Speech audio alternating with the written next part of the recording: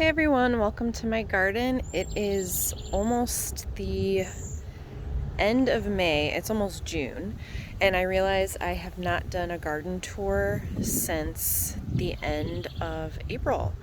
So I wanted to get out here now that I had some time. It's a really nice evening. It's a little bit windy, but I had the time and the energy to come out and do some video. So I want to just go around and take a look at what's blooming. I can share a little bit about what we are working on. We have some projects going on. I'll probably just stick to the flower garden today, and I might have to do vegetables in another video.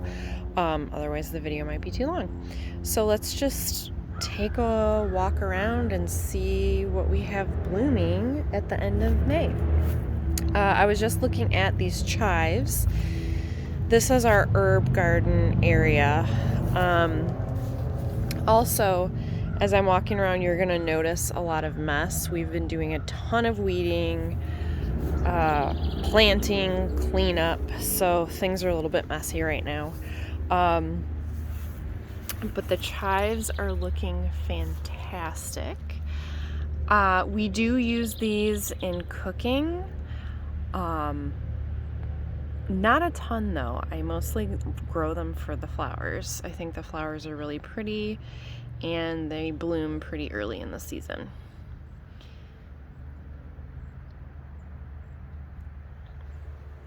As you can see, we have weeds all over our sidewalk. We also have the odd iris blooming. This iris was here when we moved in. That's why it's just kind of randomly blooming in the middle of our herb garden. We have our oregano and sage. Looking good.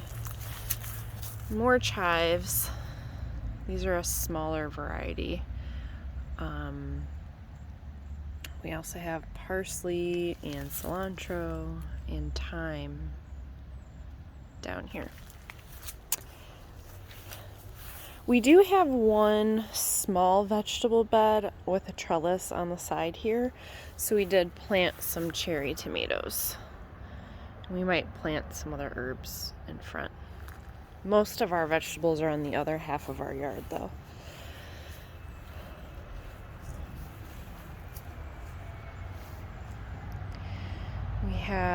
This is one of my perennial flower beds. So we have some lamb's ears, black-eyed Susans are starting to fill out pretty good. Have some salvia, Russian sage. So that'll be fun when that starts blooming. And the heuchera are blooming right now. They have these really pretty pink flowers. I'm trying to get the camera to focus better. I know most people grow these for the foliage. They're basically evergreen. They are evergreen. And they're a really nice ground cover, but I really like the flowers. I like how they're on such a tall stalk and they just kind of wave above everything else.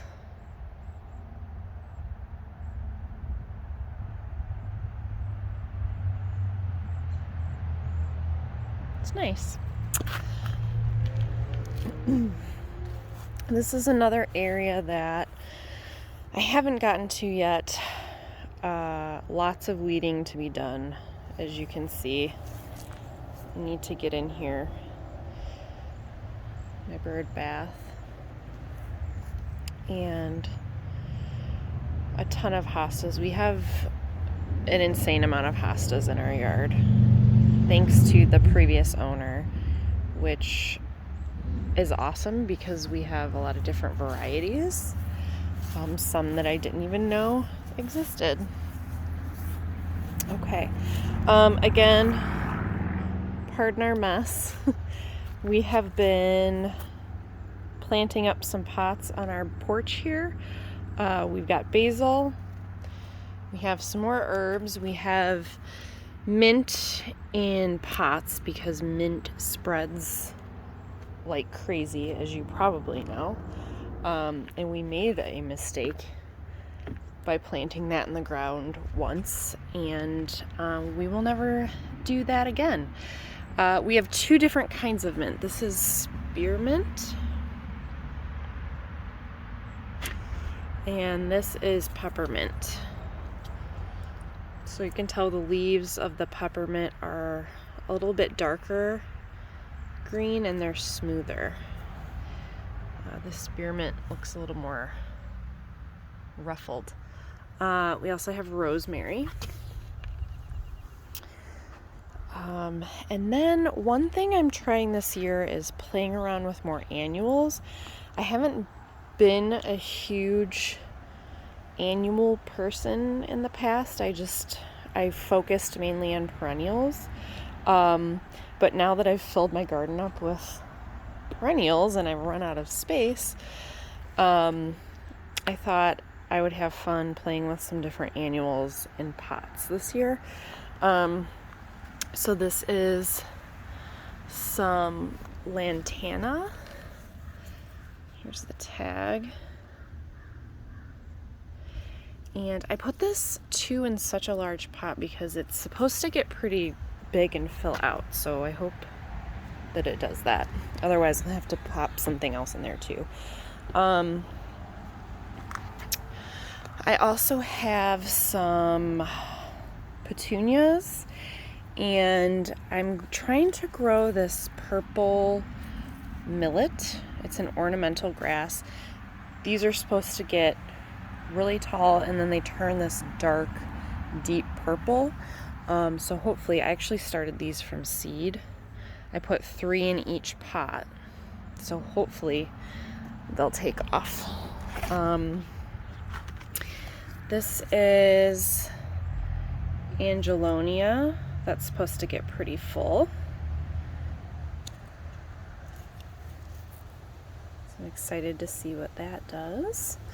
And then this is actually a perennial, and this is called Gara, and I'm super excited about this.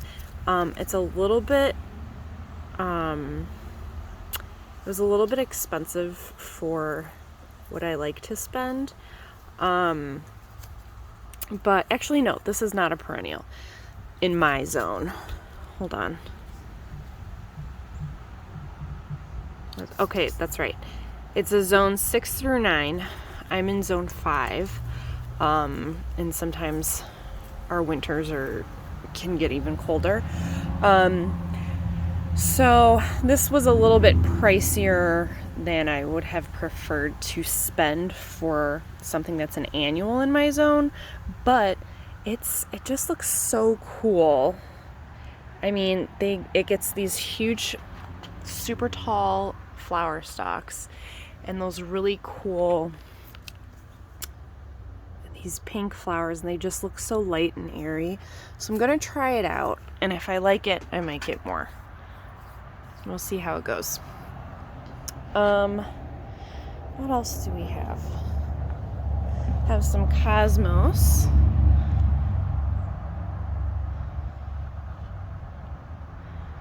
I have my pine tree that this was like a $5 tree that I bought around Christmas for decoration. Then I thought, I'm gonna pot it up and see if it'll keep growing. And it is. It put on new growth this spring, so we'll see how long I can keep it in a pot. And then just some more salvia.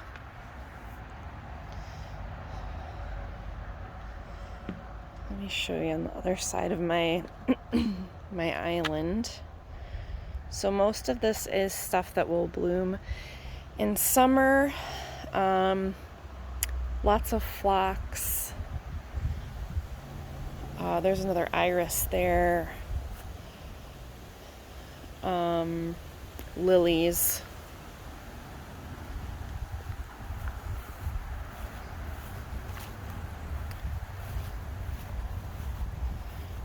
Hopefully it's not too bright over here.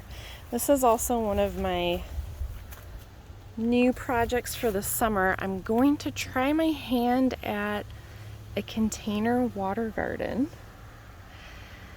I tried a little bit last year with a smaller container, but I started late in the year, so there weren't really many options for plants. So I purchased a larger container. This was around 40 bucks, and I think it is a 40 gallon, it's a stock tank.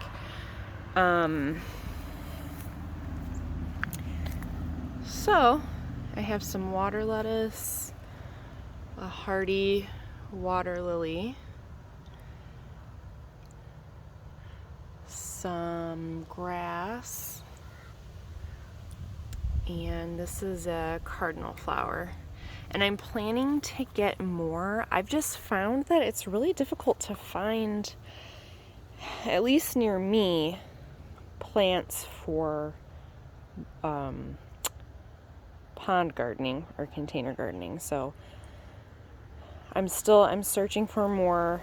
You're supposed to cover the surface of the water as much as you can to help prevent algae from growing. So I have some work to do. Hopefully I will keep these plants alive.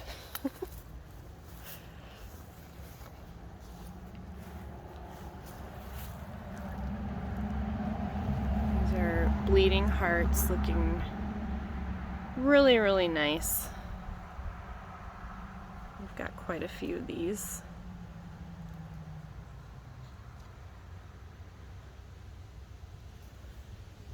And more chives. I don't know, I really like chives. They grow really quickly and they're easy to divide.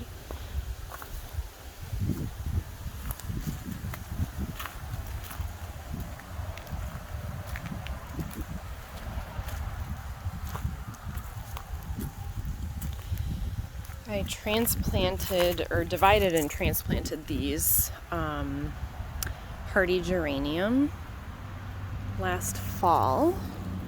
So these are in bloom now.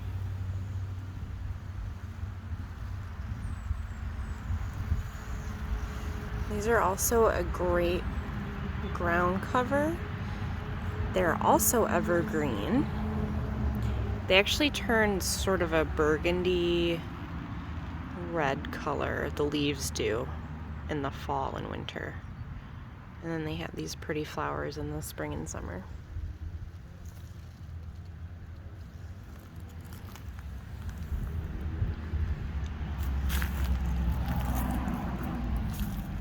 Then we have our hosta collection.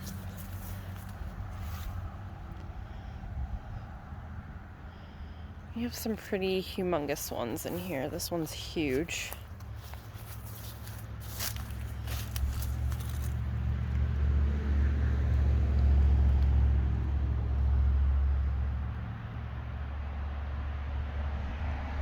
These just do really well over here. This is a very dry, shady area. It's under some pine trees.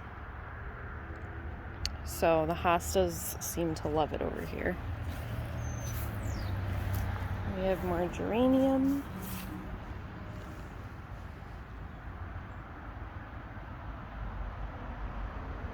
And then more of the heuchera.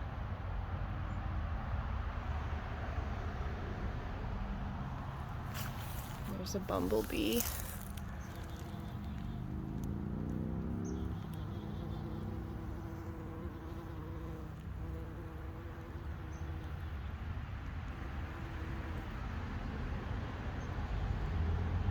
So, safe to say it's a pollinator-friendly plant.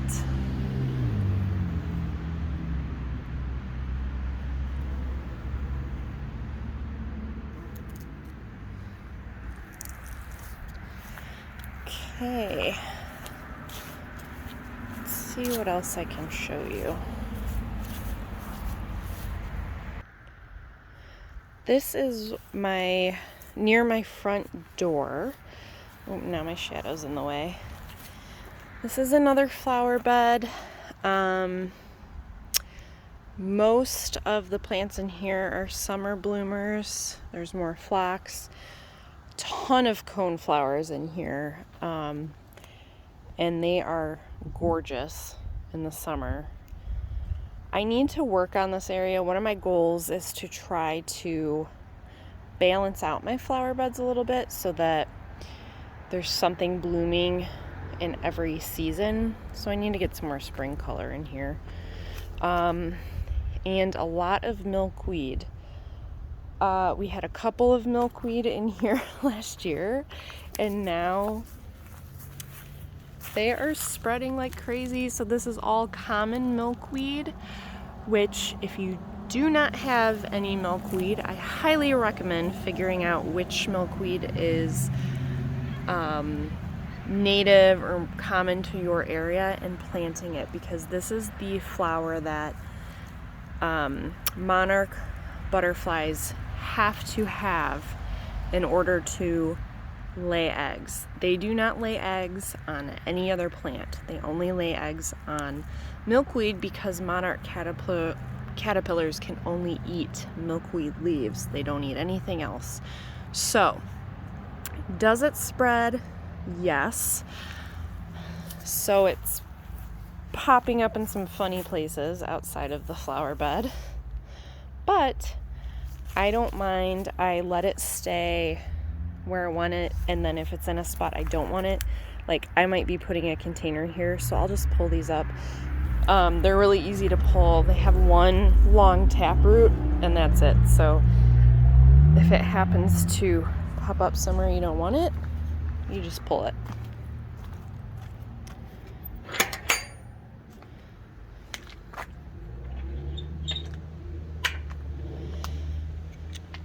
I also have some white bleeding heart.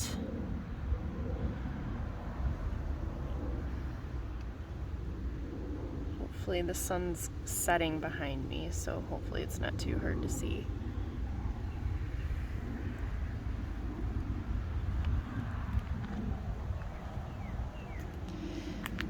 The catmint is already out in full force. I've seen some hummingbirds on this over the last few days.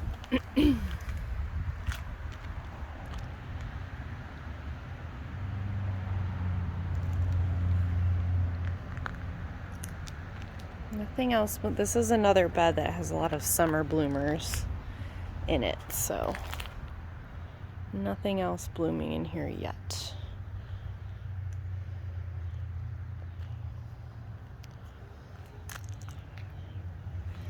I have a rose bush that is about to bloom. This was a plant that was one of those clearance plants at the hardware store that was like half dead. It was like $2. And I just trimmed it up. I think this is 2 years old now, and it's huge now, and it looks really good. So always check out the clearance rack at your hardware store because you can revive them.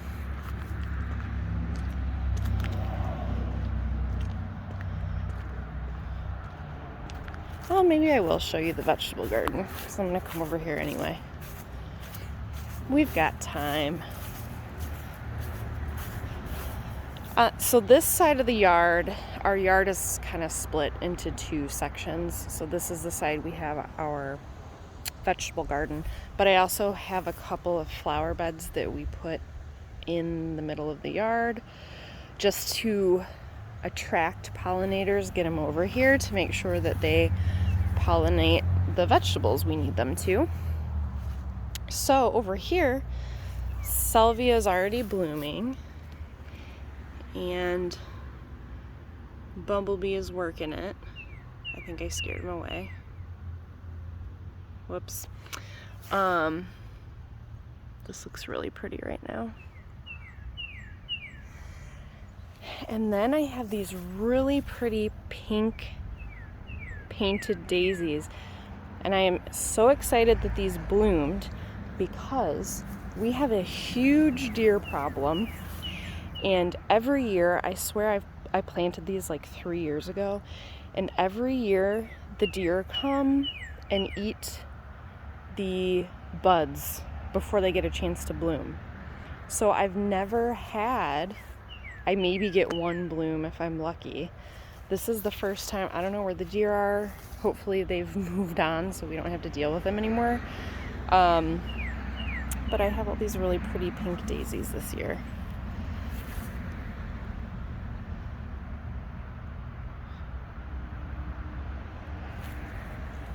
Super pretty. And I have the same thing planted in that bed. They just kind of mirror each other.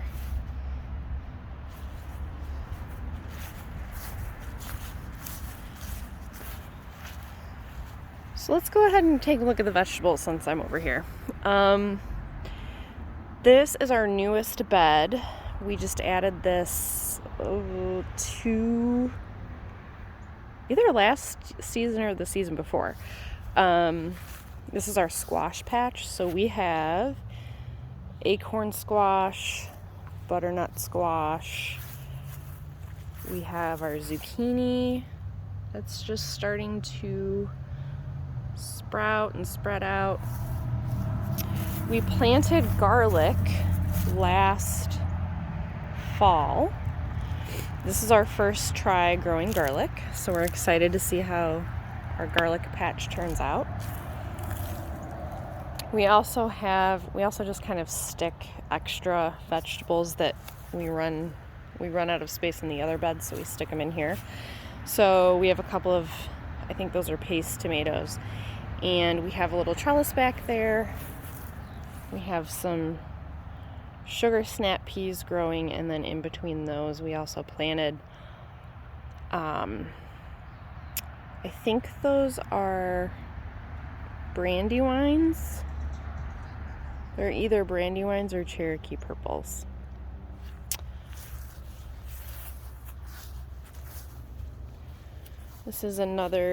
This bed is just tomatoes and peppers. So we have the paste tomatoes because those are, I believe those are a bush type, I think. They come in determinate and indeterminate. So I think these are determinate. If they're not, we end up just tying them to the stakes so they can keep growing up. And we also have peppers in here. We have bell peppers and hot peppers. Another bed just for tomatoes and peppers. And then again, the trellises at the end are the brandywine and Cherokee purples. And this year, this is a potato bed. So these are all potatoes, plants sprouting. And then at the other half, we planted some green beans. Looks like maybe a couple of them are sprouting. So that's just what we planted to start for green beans, but we will end up planting more because we love fresh green beans. They taste a million times better than the green beans at the store. And then we have our leafy greens. So we have carrots down here at the end, but then we have some pak choi. We have broccoli, and this is a miniature broccoli, so it's, instead of growing one big head of broccoli, it just continuously grows smaller heads. So it's a cut and come again type. So we're almost to the point where we can start having those. And then we have our cabbage, and we have our leafy greens covered because we get hit really hard with the cabbage moths. They lay eggs on leafy greens and they turn into caterpillars, and those caterpillars just go to town on our plants. So if you keep them covered, the cabbage moths can't get to the plant, and then you don't have to worry about it. Over here we have a couple of different types of lettuce. Here, let me go around to the other side so we can see it better. So these are a type of romaine lettuce. And then we have a oak leaf lettuce over there. We also have kale, 2 different types of kale. A red Russian, which is my favorite, and the Italian dinosaur type kale, which is my husband's favorite. So we have to each plant our own favorite type of kale. And then the rest of this bed is beets and carrots. And there are a bunch of weeds in here also that we need to get in and take care of.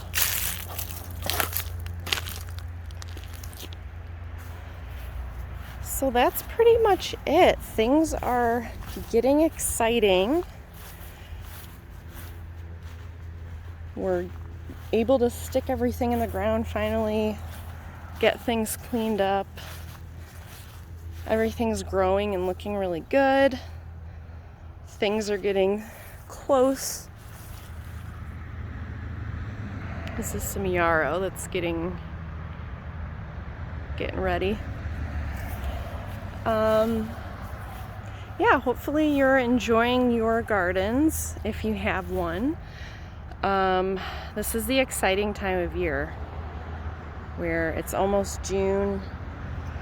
The weather's finally starting to cooperate and we can really get stuck in. So I hope you enjoyed the garden tour. If you have any questions or thoughts about anything I showed you, feel free to leave a comment below. Otherwise, I'm hoping to do garden tours more frequently because I want to get back to doing my mindful garden walks. More as a way, it's part garden tour, but also a way to set time aside to practice mindfulness and just be in the moment and focus on what's going on around me. It's helpful for me, so hopefully if that interests you, I will be putting more videos like that up. I had to come over because there are more bees over here on the salvia. I hope you have a good rest of the week, and I will see you in the next video.